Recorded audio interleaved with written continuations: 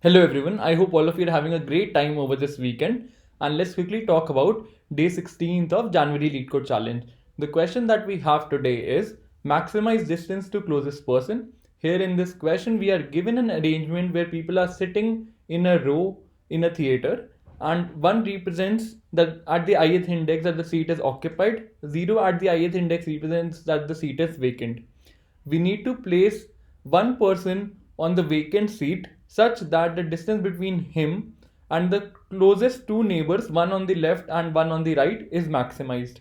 We need to return that maximum distance to that closest person. Now let's quickly walk through the presentation that I have created for this. I'll explain the example as well as the algorithm to go about it. So let's get started. Maximize distance to closest person, Leetcode 849. It's a medium level question on Leetcode, and I totally feel the same. So let's try and understand the example that was specified in the question. Here we are given 7 seats. The first one is occupied, the next 3 are vacant, followed by an occupied seat, the next one is vacant again, and the last one is also occupied. We need to place Alex at one of the vacant seats. And which one would that be? We need to think that the distance between him and the closest person should be maximized. He should be kept as far as possible to the closest person with respect to Alex. So let's try to reduce the possibilities. The first one is this, the second one is this, the third one is this, and the fourth one is this. So out of these 4 possibilities, we need to tell at which index will the distance be maximized. So let's try and understand it on case by case basis. If we place Alex on the first index, who will be the closest neighbor? First neighbor would be on the left, and its distance turns out to be of 1 unit. The right neighbor is this one, and its distance turns out to be of 3 units. So we'll pick up the one with the lower distance. The left one turns out to be the closest one, and its length is 1. So one possibility, maximum distance, the distance turns out to be 1 in this case if we place Alex on the first index. Let's try and think about the second index. If we place Alex at the second index, let's calculate its left distance. The left distance neighbor, it turns out to be of 2 units. The distance to its right neighbor again turns out to be of 2 units. That means this distance is better than the previously calculated one, and we will update the max distance variable that we have calculated. Let's again proceed ahead. If you place Alex at this particular position, what would be the distance from its left neighbor? The distance will turn out to be of 3 units. From its right neighbor, the distance will turn out to be of 1 unit. And we will choose the one which is of lower value because we are looking for the closest neighbor, and the value closest neighbor distance turns out to be of 1 unit, which is lower than the max distance that we have previously calculated. We'll skip this entry. Let's move on to the last iteration. We have Alex placed at the 5th index. What is the distance to its left neighbor? The distance is of 1 unit. What is the distance to its right neighbor? The distance is of 1 unit again. So if we place Alex at this particular index, its distance to its closest neighbor will turn out to be of 1 unit. In the previous scenario, the variable holds a value 2, so 2 becomes the answer. If you have understood this much, then you have understood the entire algorithm, and I'll exactly follow the same steps as I have talked here. So let's conclude by the same example that we just discussed. We have the input array as 1000101. What I'm gonna do, in the first place, I'm gonna iterate from left to right direction, and I'm gonna identify the index of the nearest occupied person on its left side. So I'll create an array for it, and I'll initialize it with -1 as a default case. And I'll also create a variable that stores the index of the nearest occupied person on its left, and by default it will be initialized to -1. So let's start the iteration. We have the first value as 1. That means we found an occupied seat, and we will update the value corresponding to the index at which we are currently iterating. We are at the 0th index, so we'll update it to 0. Let's proceed ahead. Next we see is a vacant seat. So as soon as we see a vacant seat, that means this index needs to be updated. So we'll update it to 0, the value held in the variable. Let's proceed ahead. Next we again see is the 0. We'll update the value here to 0. Let's proceed ahead. Next we see is again is 0 here. So we'll update the value held in the variable, which is 0. Let's proceed ahead. As soon as we see a 1, we are gonna reset this value. So at what index are we at? We are at 4. So the value gets updated to 4. Let's proceed ahead. Next we again see is a 0. So let's update the value to 4. The value held in the variable. Let's proceed ahead. Next we see is 1. So let's update this to 6. And we are done with the iteration, moving from left to right. Now again, let's do the same kind of a thing while moving from right to left.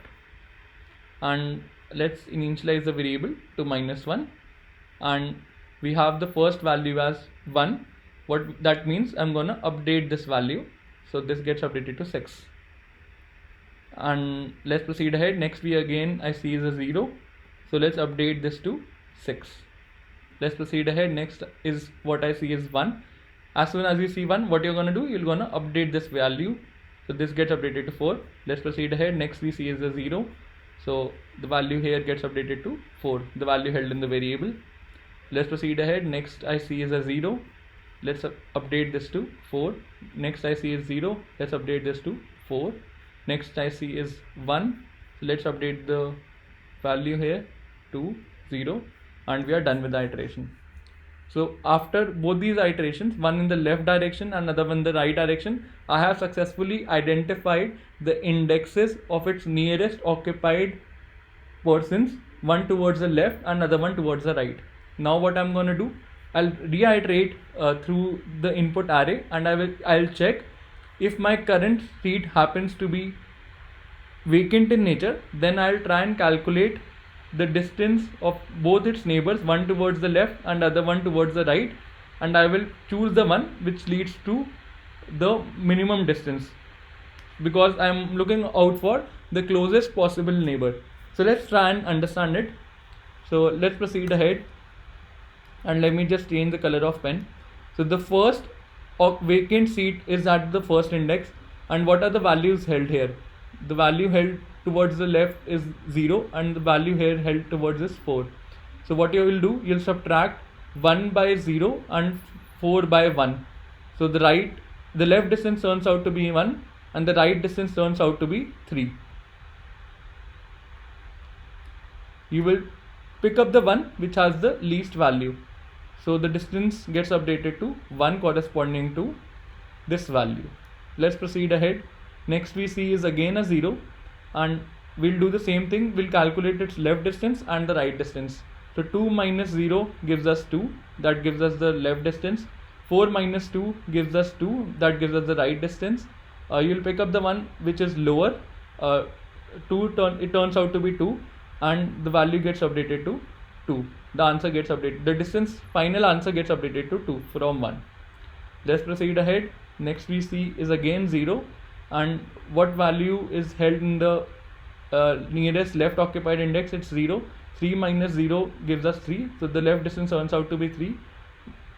What is the value held in the nearest right occupied index? It's 4. So 4 minus 3 gives us 1, so the distance is 1. We'll choose the one which is closer. It turns out to be 1, and 1 happens to be lower than 2, so we'll skip it. Let's proceed ahead. Next we see is 1. Let's skip it. Next we see is 0. Again we'll calculate its left distance and right distance. So 5 minus 4 is 1, that signifies its left closest neighbor distance, and 6 minus 5 is again 1, that signifies its right closest occupied distance. 1 is lower than 2, so the answer turns out to be 2, and we are done with the iteration. Now let's quickly move on to the coding part. The time complexity of this approach is order of n, and the space complexity is also of order of n, as we are storing both the distances in right and left direction. Here I have created a new variable n that stores the length of the number of seats that we have. I have created the left array, I have created the right array, and I have filled in -1 in both of them.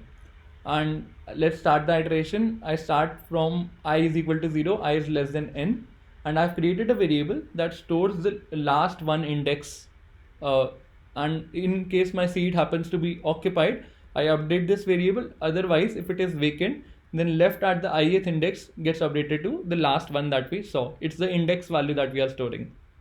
And with each iteration, I am incrementing the value of I. Similarly, I move towards from right to left. And once I have appropriately set my right array and left array, what I'm going to do, I'll try to identify the left distance and right distance. I'll try to look up for the minimum out of these two because we are searching for the nearest closest neighbor. And in case this distance turns out to be greater than the max distance that we are keeping track of, I'll update the max distance. And in the end, I'll simply return the max distance variable. So let's try this up. Accepted. It took 5 milliseconds. The time complexity is of order of n. I don't think anyone will be able to reduce it further. The space complexity for this approach is also of order of n. Although I'm aware of there exists a different solution that can be solved in constant space, but I think in interviews it's slightly difficult to think about it. This is a more intuitive approach that I came up with.